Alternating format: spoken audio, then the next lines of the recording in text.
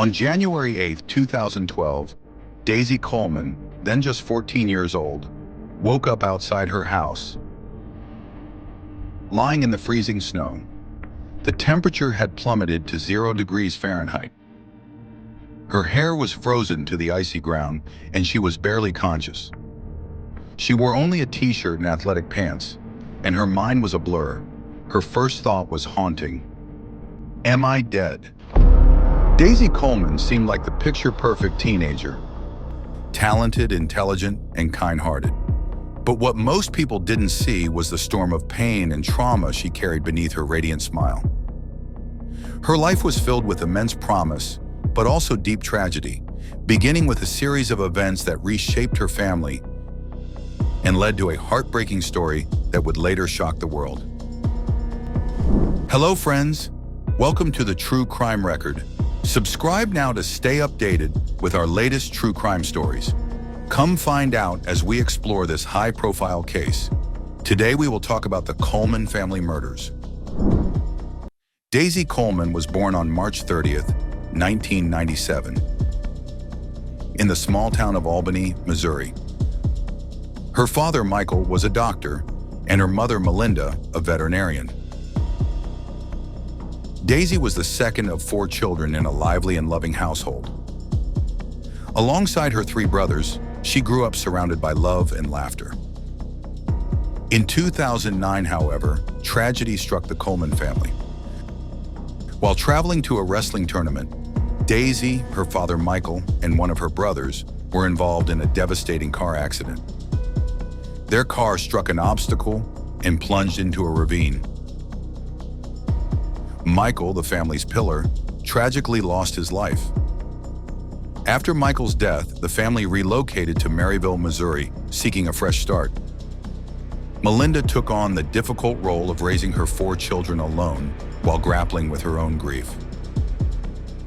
The move to Maryville was meant to symbolize new beginnings, but it would instead set the stage for unimaginable trials.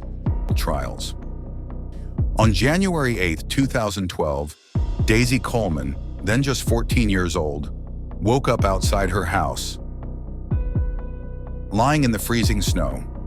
The temperature had plummeted to 0 degrees Fahrenheit. Her hair was frozen to the icy ground, and she was barely conscious. She wore only a t-shirt and athletic pants, and her mind was a blur. Her first thought was haunting. Am I dead? Unable to call out for help, Daisy mustered the strength to crawl to her front door. At around 5 a.m., her mother, Melinda, heard a faint noise. Initially thinking it was their dog scratching at the door, she opened it to a sight that shocked her to her core. Daisy, frozen and barely conscious, lying on the doorstep. Daisy reeked of alcohol and couldn't explain what had happened. She was crying but unable to articulate her pain. Melinda immediately called her sons for help. Together, they carried Daisy inside and tried to warm her up with blankets. However, Melinda noticed something deeply troubling. Daisy's legs were showing signs of frostbite. Using her veterinary training, she carefully warmed Daisy's body in a bathtub, gradually raising the water temperature. As Daisy began to recover physically, bruises and marks on her legs revealed a much darker reality. Alarmed, Melinda called 911. Daisy's best friend Paige, who had been at the Coleman home for a sleepover, recounted the events leading up to that fateful night. On the evening of January 7th, Daisy and Paige planned a cozy night in. They watched movies and sneaked drinks from the family's wine cabinet. Late in the evening, Daisy began texting Matthew Barnett, a 17-year-old soccer player from their high school. Matthew invited Daisy and Paige to his house, messaging, "Hey, want to have some fun at my place?" Around 1 a.m., the girls sneaked out of Daisy's bedroom window to meet Matthew and his friends, who took them to Matthew's house. The boys snuck the girls into the basement through a window to avoid waking Matthew's parents. Once inside, Matthew began giving Daisy drink after drink, while Paige was led to another room by Nicholas Gudis, one of Matthew's friends. Meanwhile, in another room, Daisy was heavily intoxicated, barely able to move or speak. Matthew took advantage of her vulnerability while Jordan Zek, another friend, filmed the encounter on his phone. At around 2 a.m., the boys decided to take the girls home. When they arrived at Daisy's house, Paige got out first. Matthew told her Daisy needed to stay outside to sober up in the cold air. Trusting him, Paige went inside and fell asleep.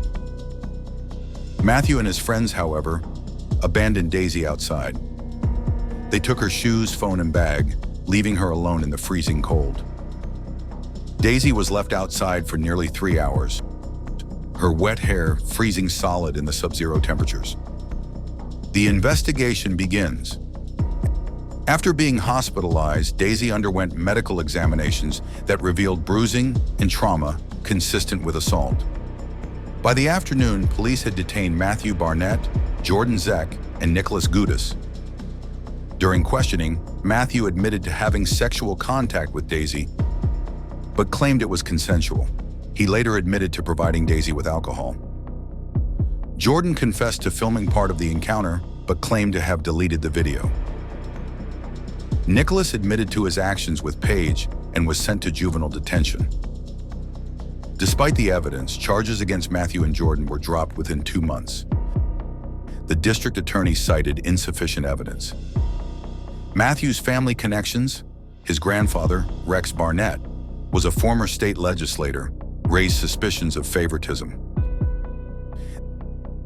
Daisy faced relentless bullying at school. Her peers branded her a liar and blamed her for the incident. Even Paige distanced herself, and her own home later burned down under suspicious circumstances. The Coleman family eventually moved away, but trouble followed them. Their former home in Maryville was set on fire, and Melinda received anonymous threats. In 2016, Daisy's story gained widespread attention through the Netflix documentary Audrey and Daisy.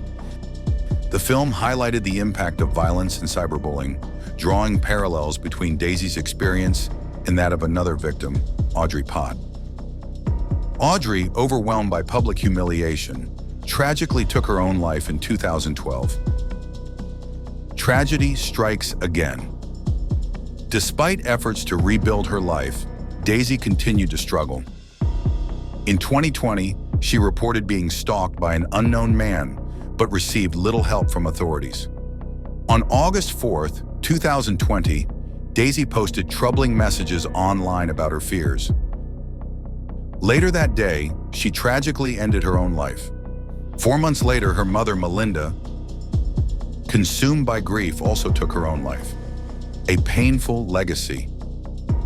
Matthew Barnett moved on with his life, while the Coleman family was left in ruins. Daisy's story serves as a heartbreaking reminder of the long-lasting effects of trauma and the failures of the justice system. Thank you for watching. If you found this story meaningful, please like, subscribe, and share your thoughts in the comments.